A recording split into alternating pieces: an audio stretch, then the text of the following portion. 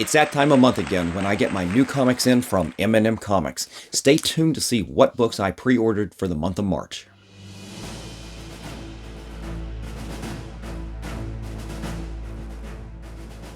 Welcome back, comic book fans. It's Rusty again from Collector Auctions, and in today's episode, we're going to open up this box right here from M&M Comics. M&M Comics is where I get most of my new comic books each month, and I do this by doing a pre-order with them 3 months in advance so I can get some amazing discounts from them. And there's a lot of services out here just the same way that you can pre-order from your LCSs, but in this case, they have some amazing discounts, usually 35% off most new comics and sometimes up to 50% off. So that's where I get most of my new comics each month. Even though you see me putting out new comic book day videos, as I say in those videos, those are usually books that I failed to pre-order or I want to get additional copies of. That's what I use New Comic Book Day for. And luckily, these days, I live here in Maryland, and I live close to a lot of different LCSs. My choice for that usually is Third Eye Comics in Annapolis, Maryland, because as I've talked about before, they buy so many they buy so many copies that they get a ton of variants and ratios that if you're ever interested in something like that, they usually have it. But for my pre-orders with M&M Comics, a lot of times you don't know about all the different variants because they don't have the cover art available. So that's how I end up missing a lot of things sometimes. And even in one of my last videos for New Comic Book Day, I missed out on one of the new X-Men books because I have completely stopped reading and buying any X-Men books. And as you can tell by this very thin box, I've really cut back on the ordering for this particular month.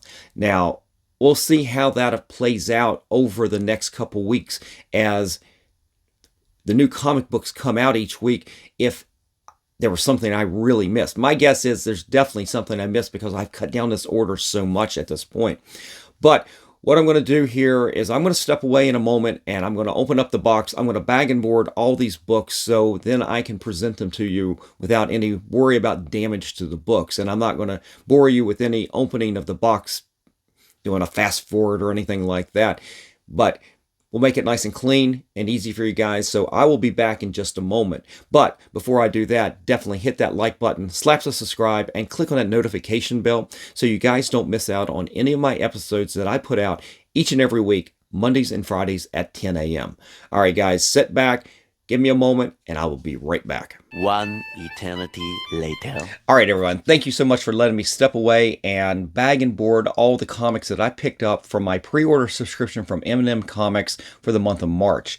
Let's start off with the previews magazines that I get from them free each month from Marvel and DC. We've got the Marvel Previews magazine where they are still pushing the Blood Hunt storyline that's going on currently right now. I have not read the first issue of this, but if you guys, I noticed that there are some graphic content books with additional material in them. I did not buy those variants yet, and I was just curious if it's even worth picking up those books, if what that additional content would be. Definitely let me know what you think about that. If you've read that and some of that graphic content, I'd be curious to see what the difference really is. Also is the DC Connect magazine, the previews magazine for DC. As I was going through both of the previews magazines, one of the things that occurred to me that I haven't really addressed is the actually ordering from M&M Comics and doing a pre-order 3 months in advance and maybe showing you some of the thought process that I go through. And part of that is obviously going through the magazines here and doing some reading and everything. So I may end up breaking these both back out of the bags here when I do my pre-order and actually film that, so you guys will get a little bit of a sample of what I go through each order that I put in this pre-order. As I said, it's 3 months in advance, so it's kind of interesting that sometimes you've got some of the information and sometimes you don't have enough information.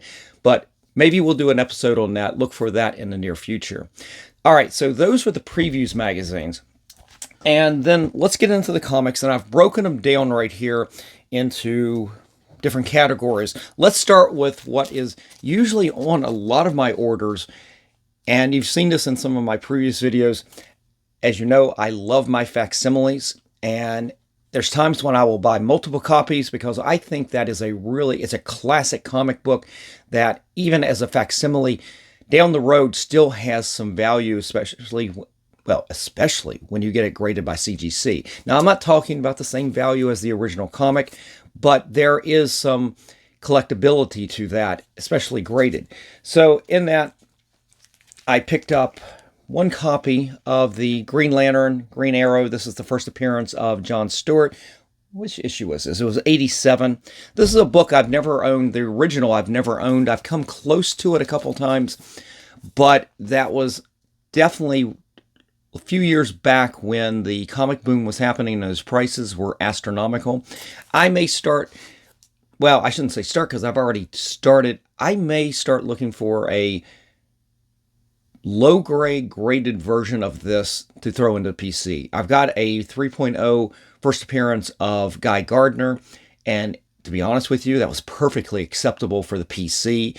It was an amazing looking book with basically some spine damage for the most part and maybe a little bit of wear on the back. Really knocked it down to a 3.0. It was a 3.0, but the cover was fantastic. So I may try to do the same with this. A low grade is better than no grade, and actually having a low grade is better than not having the book at all. So I may pick that up at some point. I did pick up a copy of Young Romance 125, and for the life of me, I'm such an automatic buying facsimiles. I just picked up one copy of this. I don't know what the significance of this was. I wonder if this was first work by John Romita Sr. or maybe John Buscema. I'm not really sure, to be honest with you. Guys, if you know what the significance of this is, let me know by leaving me a comment in the comment section. I picked up a facsimile of 253, and this is the first appearance of the Rose. And, of course, it's actually become a little bit of a key. Honestly, I only picked up one. This is one especially that I can't imagine that becoming valuable someday. You can still pick up really near mint copies of 253 out there for pretty reasonable price. So there's no reason to go deep into a facsimile on something like this. Pretty much the same is true about Marvel Secret Wars number 2. Has that great Mike Zeck Magneto cover right there. And again, you can still get raws out there pretty easily. I wouldn't go deep on this one as well. Now, this one is a book that it is on the goals list right now. It is part of that. I've opened the door at the end of 2023, early 2024, into the Neil Adams Batman run on Detective Comics, Batman, whichever, it doesn't really matter. But I've started to open the door on that, and part of that is, do you get the keys, or do you just focus on just about anything that Neil Adams really worked on? And this is definitely a key, and I picked up 2 copies of this. It is Detective Comics number 411, the first appearance of League of Assassins and Talia al Ghul. And I don't think I've actually ever read this, although I might have in a reprint collected book at some point. When I open this up and actually read it, I will know immediately if I've already seen this before or not. But I did pick up 2 copies of that. So those were the facsimile reprints that I picked up for this particular month. Didn't go as deep on multiple copies like I normally do. But again, I buy multiple copies when I think that the book down the road could have some value. Now, it's funny, I kind of contradict myself a little bit on the Green Lantern book and the Detective Comics book there. I bought multiple copies of one but not the other, and I'll be honest, part of my reasoning with the Green Lantern was that's a book that if I had ever had the original, I would have loved to have had Denny O'Neil and Neil Adams sign. On the same hand, and that's why I didn't buy multiple of that, but on the other hand, I bought multiple copies of the Detective Comics, and that's a perfectly good book to get signed as well. And I didn't apply that same logic to that. So it's weird. During the same order, I literally contradicted myself. All right. let's move over to the independents that I picked up this week, or this month rather. I did pick up the new, I guess it's an ongoing of Berserker ongoing series, Poetry of Madness. I guess Keanu Reeves is still writing this. I don't see Matt Kint still on this. And I did this out of almost a little bit of a habit. I really enjoyed the original series, although it took so long to put out those 12 issues. It just drug out. And it was so hot out of the gate that I went heavy early on this book with with variants, second printings, foils, things like that. And by about the 6th issue, you just saw the wheels were coming off the bus in terms of getting that book out. And it got to the point where after about issue 6, I stopped buying variants and I just picked up the regular copy at this point. It just, like, the steam had come out and it just was not there anymore. This will be interesting when we actually see some Hollywood news again on this, because as I'm thinking that it's already been optioned, animated series, movie, and everything. Keanu Reeves, come on, let's get the movie going right now because you're not getting any younger, right? So, anyway, the other independent I pick up is always my #1 comic of the month. It's Usagi Yojimbo. This is issue number 5 of the miniseries Fire and Ice. And love this book. It is the first book I read when the order came in. I opened up everything. In between me showing you the box at the beginning of the video and me bagging and boarding, I actually sit down and read this because that is the first book I always read every month. Even though I don't go through the entire order, I don't unbag and everything and check out everything first.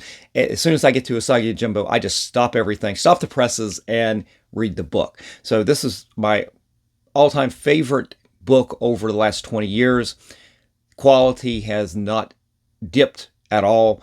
Stories are still fantastic. So big fan, big Usagi fan. I continue to preach the praises of Stan Sakai and what he does on this book. All right, so those were the independents. Let's put those down. All right, let's move over to DC because there is not a lot. Now, this book made it into this order, although it literally just came out when I got the order in. It literally had just come out in the stands probably about a week or 2 weeks prior, so it just made that deadline to get into my shipment. And it is Batman First Night, and you've got this oversized format. Now, I only picked up 1 copy of this, and what's nice about M&M Comics is when you get these oversized prints like this, what they do is to protect them, they do put them in the bag. There's no board, but they put it in the bag, and then they take a priority mail envelope and put it in there and give it a little bit more security. So it is kind of bagged and boarded in reverse a little bit, but in the shipment they put that like that in there to protect this, and this looks like it's in really nice shape. So it should be, I'll be interested in reading this and being real careful to try not to damage when I open this up. It is a square bound book, and as we know that you can get, if you decide to get these kind of books graded, you actually do really good sometimes on these because of the printing process and the bindery process on these kind of things is actually makes them very good candidates for 9.9s and 10.0s on some of these. So I picked up that, and I am continuing to pick up the Batman series with Chip Zdarsky. And I'll set this down for 1 second. So I finally did get in Batman 142, the Joker Year 1 issue. But because they were bi-weekly and I missed this in the last order, but I did pick up, so I've got multiple Batmans in this order. 143, 144. And I guess Batman Year 1, Joker Year 1, the storyline was only 3 issues because it goes right into 145, and you've got the Dark Prisons storyline, Part 1. So those were the Batman issues that I picked up from DC from DC Comics, the only DC Comics that I had on my pre-order. All right, let's put those down. All right, so that leaves me with what's left is Marvel. What did I pick up for the month of March? All right, so I finally got in my copy of Ultimate Spider-Man number 2, just cover A, and I did not go into all the variants buying on this issue. When it came out for New Comic Book Day, and I did that video, it came out a few weeks ago for New Comic Book Day with this particular issue, I did pick up one variant that I really liked with the Green Goblin on that cover. I did not go as deep as, I did not go as deep with the variants on issue 2 like I did with issue 1. So we got that, and I finally got my first copy of Ultimate Black Panther number 1 as well. Now I did pick that up from the New Comic Book Day when I was there as well. I did a video on that particular New Comic Book Day and picked that up. And I did not pick up any, I don't think I picked up any variants. I did want the Boss Logic one from this issue right here, but Third Eye Comics did not have that particular copy as an option. So as much as I tout Third Eye Comics for having so many variants and ratios and things like that, the store in Annapolis did not have the Boss Logic cover. I think it's a Storm for this, and it was spectacular looking. Now, what I learned out about a week later was one of my fellow comic collectors locally here said that one of the other Third Eye locations here in the Baltimore, Washington area actually had the variants of the Storm cover there. And at that point on a Wednesday, it's still a work day for me. I go in at 3 o'clock in the afternoon, and so I get my one chance to go down to Annapolis, Maryland, and pick up my new comics for that day. But at that point, I'm pretty much done. I don't have enough time to go trouncing around Maryland trying to find to go to any other LCSs. So I just let that one go. And the price on that particular cover has gone up a lot, but I'm not going to worry about it. I'm not going to worry about FOMO and that. It is what it is. So I'll let that one go. Let's see. We continue with the last couple issues of Spider-Man with the Gang War storyline. You got issue number 43. And I think this is the last issue in that storyline. You got issue number 44 right there. And interesting storyline. It's one of those stories that are happening and you have no idea why. And you've got pretty subpar John Romita artwork on this. And yeah, it's not been a very enjoyable, but I've been very consistent collecting Spider-Man. And I was so excited when John Romita came back to Marvel and he was going to go back on Spider-Man. And I really thought those first probably 6 or 7 issues maybe were pretty good, although the coloring was kind of odd and I didn't like it quite as much. I wasn't crazy necessarily about the storylines particularly either, but I didn't really care because John Romita Jr. is back on Spider-Man. And as over time, it seems like he's just been rushed and rushed and rushed, and he just doesn't have the same qualities he used to have. My opinion, you guys can differ on that. All right, so what else? Well, my last Marvels, again, a book I buy out of obligation because it's always been my favorite comic book since I was a kid, was The Avengers. This is the issue number 10. And can't say much about this, to be honest with you. To be honest, I'm not reading this. I'm collecting this at this point. I will go back. I will run through the story, but it's out of obligation. Here I am a collector more than a fan or a reader. I have been kind of reading this. This has been a little fun, but I did buy this one because it's a cover by Marvel. It's Secret Wars. It's the Hobgoblin and his... I don't even know which issue this was. What was this? I guess it's issue number 4. This is a variant cover, I believe.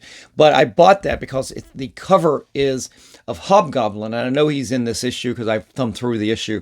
But I bought it because they made it look like the old Marvel Superheroes Secret Wars toys that came out in the 80s when the maxi series came out. Hobgoblin wasn't one of those original toys, but I couldn't resist that. It took me back to my childhood. I had a handful of those. I remember having Doc Ock. I want to say I had Kang. I don't know if I had many more, but I remember loving some of those. I don't know if I had any more. I still have all those toys. Someday I'm going to have to dig into the storage unit, find the box where I still have a lot of those toys and see which ones I really did have. I know that Doc Ock, I think I broke off one of the arms, so that kind of sucks. So, and I don't have the original package anymore. I mean, I played with the toys, guys. I mean, I love those things. So, it'd be nice to kind of go back and recollect that at some point if I ever run across them. But yeah, it is what it is. This took me back to my childhood, so kind of like that. I did pick up the new Fantastic Four, number 17, and I've kind of dropped Fantastic Four, I've noticed over the last couple months, and what's weird is I get sucked back into an Alex Ross cover, and I think I was intrigued by this cover and by the description of the storyline, so I think that's why I picked this up. But I have not been enjoying Fantastic Four interior art or storylines at all. I don't know what it is. I think it's the totality of everything that is going on in Fantastic Four. The only good thing about the Fantastic Four are these covers by Alex Ross. I couldn't care less about what's going on in these stories. And it's really disappointing. I mean, there was a time when, a long time, Fantastic Four was the greatest comic book. Guys, it's the world's greatest comic book, right? And man, I'm waiting for that to come back. And I don't know what it is.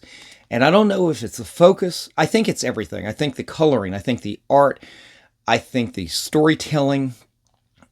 Nothing's hitting. And I don't know what can correct this at this point. There's been some bright spots over the years, but the last time I remember actually enjoying the book is when we had the Council of Reeds and Dale Eaglesham was doing the artwork. It's about the last time. Oh, and then the Brian Hitch run as well. I did enjoy that. Who was writing the Fantastic Four? Was that Mark Miller at the time? Was he writing Fantastic Four? The real Fantastic Four. I'm not talking about Ultimate Fantastic Four. I cannot remember. I'll have to go back and double check that. But I did. So here I just bashed Fantastic Four, and here we go. I picked up the new giant size Fantastic Four. And again, the description I didn't care about, the storyline I didn't care about, but you've got Brian Hitch artwork right here on the cover. And again, it was a cover buy for me. And there's Brian Hitch, I don't think he has the same, it's not quite as good as it was when in the early 2000s when he was doing the Ultimates.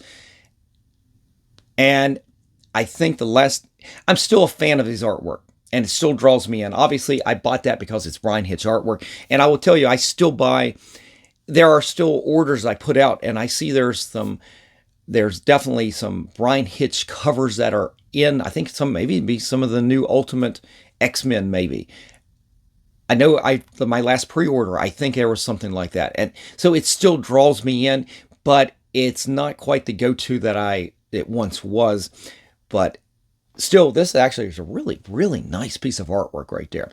And I thumbed through the story, and my first take was this character you see on the cover right here. You go on the inside, and he basically looks like, now I haven't read the story, but he basically looks like a blue Namor. And I'll have to see who this character really is, but he looks exactly like Namor, except he's blue. So that's all I know about that at this point. But guys, that's it. That is all I ordered and pre-ordered for the month of March from all the comics that were coming out. Now, I will continue doing new comic book day videos, not every week. And again, those videos are used for me picking up books that I missed out on, not pre-ordering. And as you saw, there were not a lot of books this month. And that means for the month of March, there's going to be a couple opportunities in there where I will go and pick up some of the things that I might have missed. So that's going to be kind of interesting. I know when these videos come out, it's not necessarily timely. I know that this will be, when I film this, I just got this in the middle of March. When you see this, it'll probably be a little bit towards the end of March. In that time, we've had 3 or 4 new comic book days. And I can already tell you that I've already missed one of those because there was nothing that was coming in new that week that I cared about or missed. So It's not like I do that every week and go down there and buy books that I missed. There's weeks when I actually did a good pre-order for the month and didn't need anything. So that will be just an ongoing thing, and we'll see from week to week how that does. All right, guys. So that is it. Thank you for joining me today. Definitely leave me a comment in the comment section below. Let me know what you think about the books that I picked up, and if there are books that I probably should have pre-ordered. Definitely just leave me a comment in the comment section and let me know. And if you're ever interested in anything that I put on my channel, whether it's raw or a slabbed comic, definitely reach out to me at collectorauctions@yahoo.com or contact me on Instagram by DMing me. And you can always check out what I have for sale in my eBay store or on my Shortbox page by checking out the links below in today's description. All right, guys, that's it. I'm out of here. You guys have a good day, and I will see you for the next show. Just remember, every comic has a story.